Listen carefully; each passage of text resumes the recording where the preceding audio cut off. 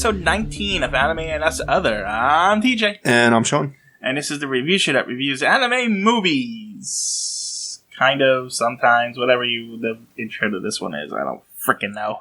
So, we watched Lupin, Tokyo, and Crisis in Tokyo. Yes, because you got a pick last week and decided to make us watch a 1,000-hour anime, so... You did not watch 1,000 hours. I watched more than I normally would. It's true. This is very true. Anyway, so we watched Lupin, Crisis in Tokyo, Tokyo and Crisis, whatever the name of it is. Released July 24th, 1998. You remembered. Came out on Laserdisc, VHS, DVD, I think, at the same time, but it doesn't actually have the year on that. November 1998.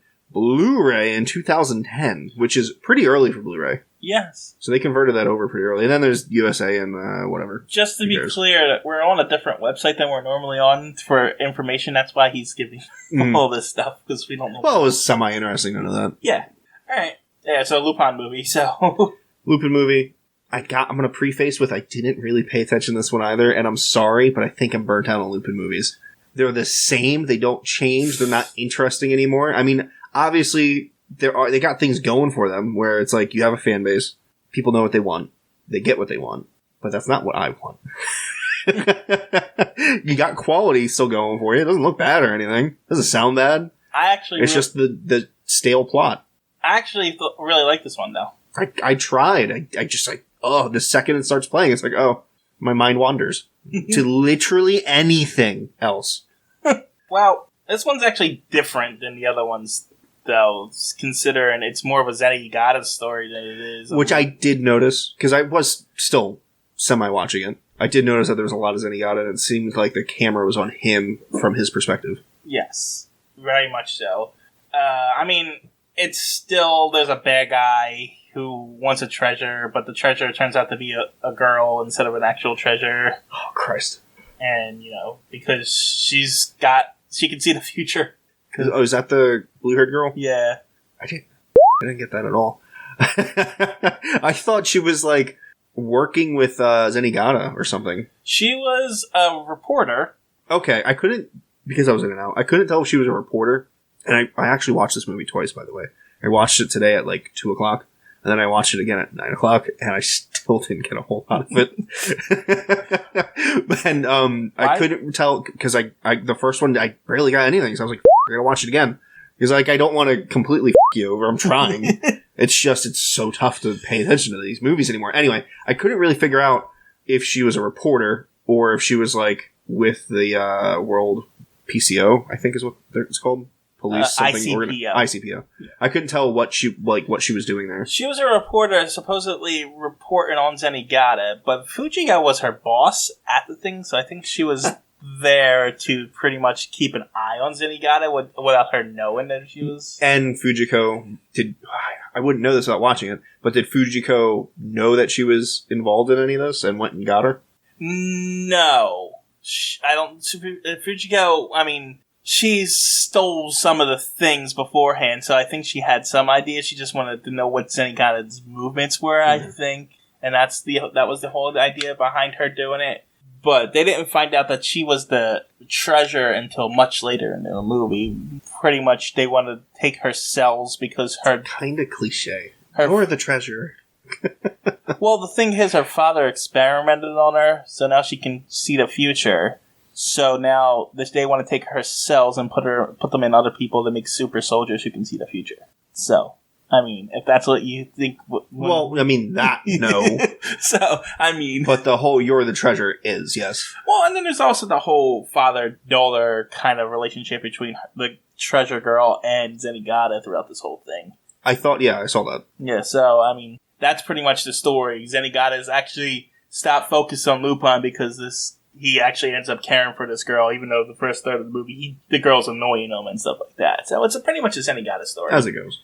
And it was actually a pretty decent story, honestly, considering that it's standard Lupin stuff, because, there's a treasure. They try to break in. The big bad guy wins at one point and gets her and is going to experiment on her and stuff, and then Lupin teams up with Zenigata, and they end up saving the day.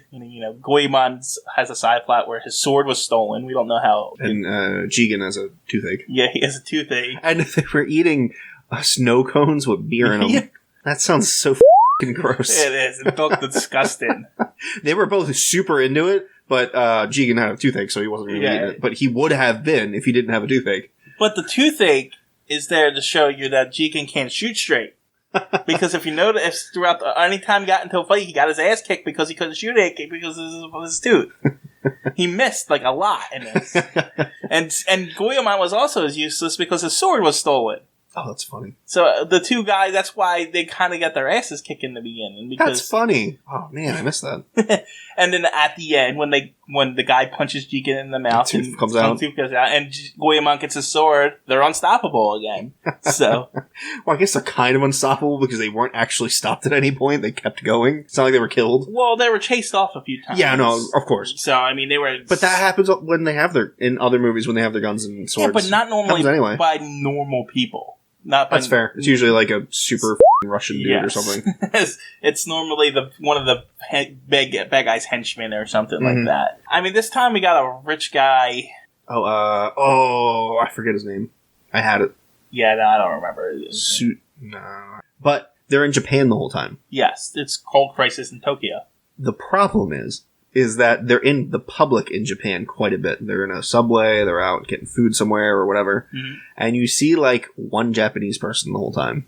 They're on the subway and a fat white woman is like kicking Zenigata or Lupin, I can't remember who, and it's like, what? Look at any live stream or YouTube video of people just walking around Tokyo or any Japanese town. It is a sea of Asian people. Yeah, no, I and but that train was all white people. It wasn't just one white person kicking them. I agree. All white people. But all anime is drawn like that. Yes, but if you're gonna, we're talking about a Tokyo, right? This is an icon. Right. Especially for Japan. It's their icon. So, why does the city look like a copy-paste of New York? No, I'm not arguing I'm talking about that. No, I'm not arguing that you're wrong or anything, but I don't think I've seen an anime where they portrayed their characters as Asian at all. Yes, I would argue, though, is that most anime use anime style, whereas Lupin feels like it's a cartoon. Okay. So if you're gonna be in Italy, okay,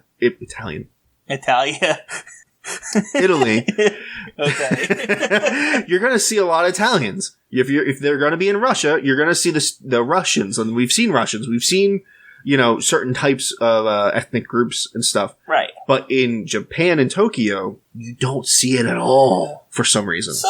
And it really should be a sea of them. No. Of short, pasty, colored people, almost went a little too far there, with bowl-cut black hair is what it should be. I'm not arguing with you, which brings up a point. Why is the anime style so whitewashed? I don't know. Maybe from the very beginning they were trying to appeal to the world and not just Japan. That's the only thing I could think of. I mean, you don't really the face and the way they're... And it's not like it was made in America. It was made in Japan. All I'm talking about most animes, yes. Like... Oh, yeah. All anime is almost like... You can see it in the face a little of the Japanese... And that's kind of it. I think that's on purpose because they're appealing to the world audience. When I was saying a moment before was about Lupin... I think from the very beginning, so early on, like the 70s or whatever, I think they were, the only thing I can think of is that they were trying to appeal to the world audience at such an early stage. I mean, you can't argue their success. Oh, no, it worked. I'm not saying, I'm not saying like they did something wrong. No, it's just a little odd at points, and I didn't really notice it until now. Yeah, I mean, that's true. But to be fair, I'm wrong because I was gonna say they do this all the time. But when you look at them when they're in those Middle Eastern countries, it looks like a Middle Eastern country. It does look like a Middle when Eastern they're in country. Russia, they sound Russian, they look Russian. No, you're right. Even if it's stereotypical, that's what it looks like. So it's just weird. Then. Which is what's really weird about this is because it's not what they've done before. Right. They literally just copy-pasted New York with a couple Japanese things thrown in. And it's not like this was an American company. Exactly. That's what I'm saying. It's still a Japanese It's really company. odd. I think they made the movie and they knew that they couldn't do that because they're going to sell it overseas. But they've done it in every other movie. Maybe, I don't know, maybe they don't think it would appeal to Americans or whatever. Japanese culture of some sort. It's possible. Maybe the author had an unrealistic worldview. Yeah, that's what I'm kind of. That's what I think. And thought it was the same thing as. Yeah, I think it's more of it because you making a sea of Japanese people instead of the sea of white people is not going to change the story. So not at all, but it's appealing. You know, it's eyeballs. It's why most action stars are white males. You're appealing to the mass. I guess. I don't know. Well, 33% of this country, America, is white males. 66% is white people, men and women. So that's the biggest demographic you have. So when you make a movie, you make it so the majority of white males can connect to it. White women are more majority. Well, by like half a percentage. But still. The thing is that women don't go to movies, men do. Men bring women. That's a huge fact. That's not even close. It is a huge fact. We're talking about blockbuster movies, Avengers. Of course women go to it. Yeah. But 95% of the theater's white dudes. I guess. 100%. So my point is like, whether it was this Lupin movie or like a different like anime in general, they're probably just appealing to as many people as they can. Okay, I'm not going to argue the facts with you because I don't have the stats. So I might be off a tiny bit, but generally speaking, what I'm saying is correct. And I don't make arguments unless I know my facts. But anyway, it doesn't really matter. It was just an odd thing to point out. It was interesting. And I don't have a whole lot to add to this review, so I gotta do something. 4-minute rampage about this. That's fine. We need the length for this episode, apparently, because there's not much to talk about. The bad guy is just a stereotypical kind of evil rich guy. And he looked American. I think he was American because... Or maybe he was born in Japan or something, because he was talking about bringing the culture back to Japan as if he's from Japan, but he didn't look like he was Japanese. I think he had to be American because his name was American. It was like Michael something. It was Michael, and the last name was Japanese. Was it like Japanese? Okay. Because I thought it was Michael something. But even Michael is not a Japanese name. No, not in the slightest. So, but the last name being Japanese, it makes me think he was born in Japan. Or maybe he has a Japanese father, but the mother, or, whoever got the name of his first name. Mm-hmm. That's, whatever. It doesn't really matter. Maybe he's half Japanese or something. Yeah, that's what I'm saying. The thing they're trying to steal this time are 2 photograph plates. It's a photograph. Yeah. I didn't understand it. They unlock something. Yeah, I just didn't understand what the for photograph the 200 plates, billion riches or whatever. I guess when you take pictures, there's plates of them back in... okay, so... like old cameras, like the original mass-produced cameras, if you were to get your photo taken in like the 1800s, early 1800s, whatever time period it was, it was the phosphorus, remember that? Like, yeah, it physically writes it on like a plate. It wasn't on a piece of paper. Okay. I guess that makes sense. Yeah. It burns it into the plate. I was confused by the whole plate thing. I was like, okay. Oh yeah, come on. They could have done something better than that. Yeah. But yeah. I was like, okay, I guess this is what we're stealing. And apparently the plates were going to lead to a treasure. Somehow. I don't even know. I don't remember at all. But yeah, they were supposed to combine to do something. But it didn't. The plates literally did not lead to a treasure. Because literally the bad guy gets the plates and he uses the lens from the girl's watch from her father and uses it like a laser to read it, and it just shows DNA sequences, which shows that her extra piece of DNA. Yes. So, but at the end, Lupin and his crew ends up with the plates, and they read it, and it leads to a prison where Zenigata's waiting for him. So, the plates had nothing on it. It was a trap. There was no treasure. Except for the DNA strand, I guess. And that's the kind of trap that doesn't really make sense in the plot. Unless Zenigata had... Even if he had the plates, how would he do it? He didn't have it long enough. Yeah, I don't know. That doesn't really make any sense. I will say that they really upped Zenigata in this one, though. They made him seem competent and capable. Consider it. I mean, he's usually a bumbling idiot. Yes. And this time around, he held his hand-to-hand with Lupin, and he seemed like he was a decent cop. Reason why I wonder if that going forward, it'll be a little different. I don't know. It's hard to tell. Because usually everything goes back to the status quo. Yeah. But this one didn't end. Like, the girl didn't die. In fact, they showed a picture of her and Zenigata on her, like, nightstand. So they still have, a relationship of some sort. Yeah, so it felt like it was, like, a continuation of some kind. So, Well, it's also the 10th movie, or TV special, I guess, in the Lupin series. So maybe it's like a special movie. You know what I mean? Like a 10th, 100th. You know what I mean? Yeah. It could just be like, here's a special one that's a little bit different than everything else. And we are in 1998, so It's around this time that I think Lupin started to get more popular in America, and they start making new series and stuff like that. I actually wanted to ask, you probably don't know, and I definitely don't know, which is why I'm asking it. How does the Lupin manga work? Is it a bunch of one-shots, and that's what the movies are? You know what I mean? Is it a big series, and then the whatever studio that makes it, like, chops it up into movies? Because we know there's a Lupin TV show, but it's not that long. Well, the thing is, the Lupin TV show is up to, like, 6-7 seasons. Yeah, but, like, it's not, like, 500 episodes is what I'm saying.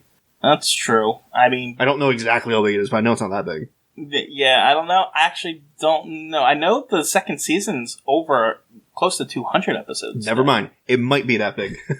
I know the second season's close. I don't know how long the third season of... I know the first season's only like 12 or 16. See what I'm saying? Like, it's just, this doesn't make any sense. So I'm wondering if the manga matches only the TV show, or if the movies are chopped from the anime and the manga, or if the movies are completely separate, or maybe the anime is completely separate and the movies are, you know what I mean? This is a weird mix. I don't know what it is. If I had to guess, I would assume the anime is based off of the manga.